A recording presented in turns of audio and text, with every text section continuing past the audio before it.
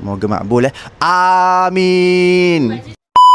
Okay, hari ni saya nak baca komen-komen dari persembahan-persembahan saya yang lepas-lepas di TikTok. Ni sebenarnya sedap je dengar. Kalau dalam live lebih sedap didengar. Nak kata tune 90-an tu memang tak ada, tapi feel dia bawa lagu ni sumpah sampai. Alhamdulillah, terima kasih.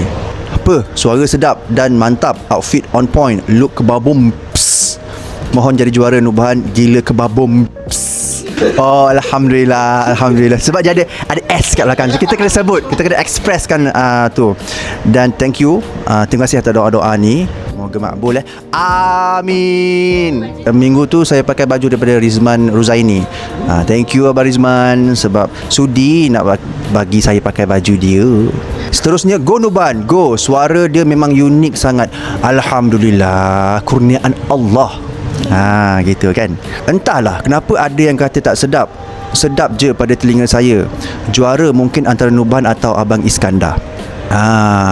Yang penting nyanyi saya dapat sampaikan dengan baik untuk setiap minggu. Itu je saya nak. Dan supaya korang semua pun boleh dengar, kena di telinga korang. Sebab sedap-sedap tu kan subjektif kan. Janji nyanyi je betul dan tak mau rosakkan persembahan, tak buat tok rami hijau, saya dah syukur dah. Terima kasih banyak-banyak.